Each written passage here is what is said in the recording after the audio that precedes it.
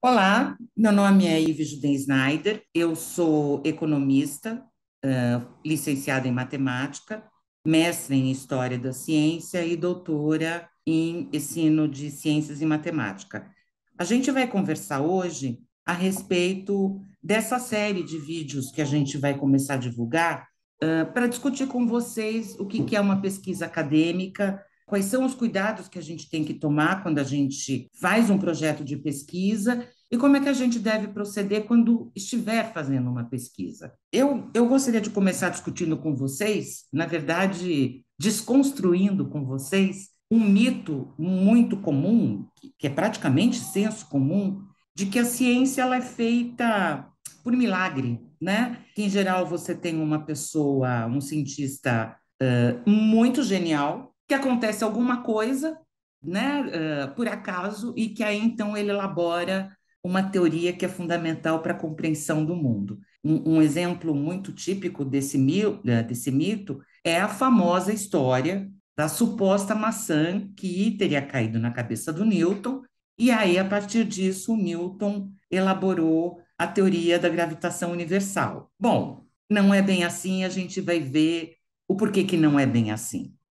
O conhecimento, na verdade, ele se constrói através de pesquisas sistemáticas pesquisas realizadas por pessoas comuns e que têm o domínio da metodologia que é consagrada e aceita pela comunidade acadêmica. E o ponto de partida de qualquer pesquisa é a pergunta que você faz diante do mundo que está exposto para você, diante de você.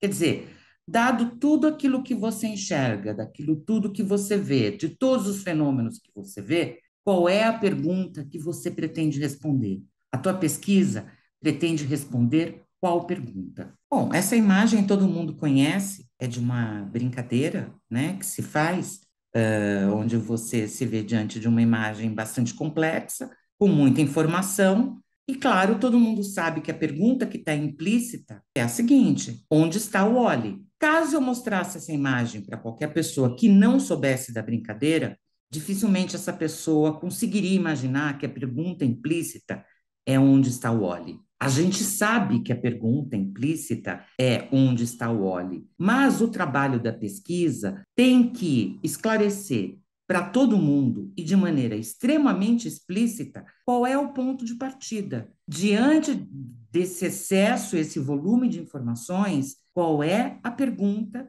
que se pretende responder?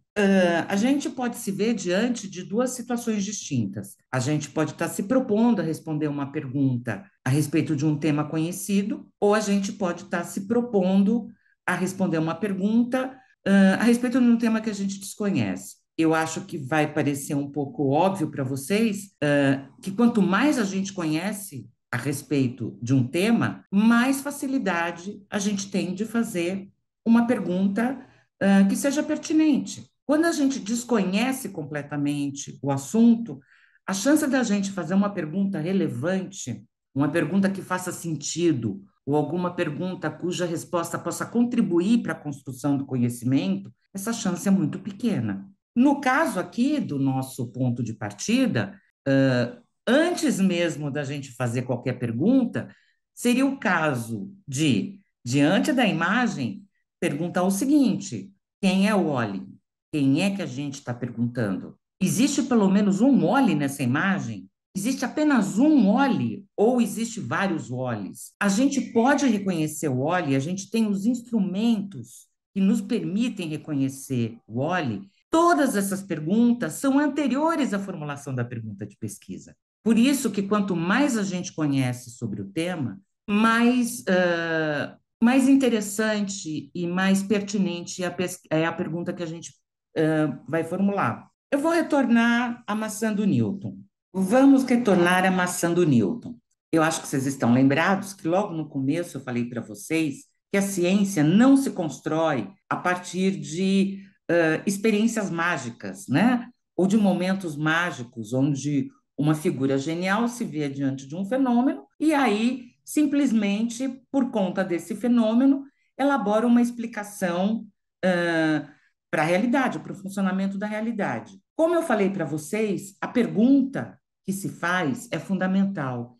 E essa pergunta depende do conhecimento prévio que a gente tem. Se uma maçã caísse na minha cabeça, se caísse na cabeça de você, dificilmente um de nós dois seria capaz de elaborar a teoria da gravitação universal. Independentemente do fato dessa maçã ter caído ou não na cabeça do Newton, o fato é de que se ela caiu, ele conseguiu alocar aquela evidência num contexto teórico a respeito do qual ele já vinha pensando. Ele usou essa experiência, né? Ele pegou o resultado dessa experiência e confrontou com o conhecimento prévio que ele já tinha, e aí ele foi capaz de deduzir e de formular a teoria da gravitação universal. Portanto, a ciência ela não se constrói por meio de mágica.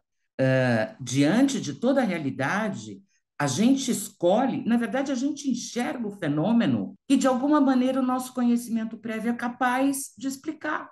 Ou que o nosso conhecimento prévio, em momentos anteriores, já tentou explicar. Então, quando a maçã cai, essa evidência se junta a tudo que ele havia pensado e, portanto, ele consegue elaborar a teoria da gravitação universal. E esse processo está muito distante da ideia do senso comum de um conhecimento científico que é construído por meio de mágica. A gente não pode esquecer que a construção do conhecimento, ele não depende única e exclusivamente das provas empíricas, das evidências empíricas, mas ele depende, sim, do conhecimento prévio que a gente tem e que a gente vai utilizar para, inclusive, reconhecer a evidência empírica. Tendo isso como ponto de partida, fica claro entender o que é um projeto de pesquisa. Porque um projeto de pesquisa é o momento onde você propõe uma investigação. O projeto de pesquisa é como a planta de um edifício em relação ao edifício pronto. Ele é uma carta de intenção. Da mesma maneira como a planta mostra o que se pretende alcançar quando se construi o prédio, o projeto de pesquisa, ele mostra o que se pretende com a investigação. E nós temos vários componentes do projeto de pesquisa que devem ser muito bem pensados, porque desses componentes depende a realização da pesquisa. No próximo encontro, a gente vai falar sobre esses componentes, sobre a introdução, sobre o problema de pesquisa, as hipóteses de pesquisa, os objetivos da investigação, sobre como formular o referencial teórico, o que significa metodologia, o que significa apresentar a justificativa do trabalho de pesquisa que a gente pretende realizar, quais são os resultados esperados, qual é o nosso cronograma de atividades e quais são as referências bibliográficas que a gente utilizou. Nós vamos discutir cada um desses pontos com bastante detalhe. O que nós gostaríamos de pedir para vocês é o seguinte: nós vamos a cada 15 dias colocar no ar um novo vídeo.